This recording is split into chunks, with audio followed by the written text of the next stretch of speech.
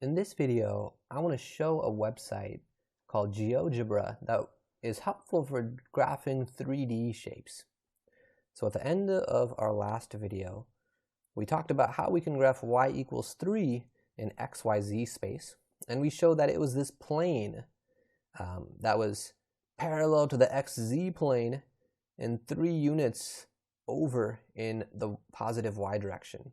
So if I graph that in GeoGebra, so I'm going to type in y equals 3. And notice what we get is we get this plane here. So this red axis, whoops, so I can click and drag this to make it rotate and see the picture a little bit better. But this red axis is my x-axis. So notice these are the positive values. This is the positive direction. Negative values over here. So that's the negative x direction. Green axis is the y-axis. So this plane is going through y equals 3 like we need it to. We can see it goes through y equals 3. And then this blue axis is that z-axis. This is the positive direction. That's the negative z direction. Let's also graph a couple of the other shapes that we looked at in the last video. So we looked at, if I can get to scroll down, x equals 0, y equals 0, and z equals 0. And those are the coordinate planes. So let's do y equals 0 first.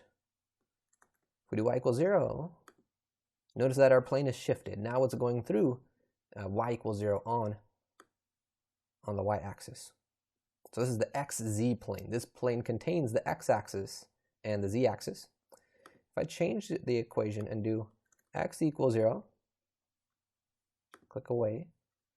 Okay, so now that is the yz plane. Ooh, let's rotate it a little bit. So this is going through 0 on the x-axis right here, and then it can be sorry, this is the yz plane, so it contains the y-axis and it contains the z-axis. But notice that every single point on this blue plane, its x-coordinate is 0. And then finally, let's do z equals 0. So z equals 0, every single point on this plane is going to have 0 for its z-coordinate. And this one's hard to see because it blends in with the plane that was already drawn there for reference. But that is the xy plane. This contains the x-axis and the y-axis.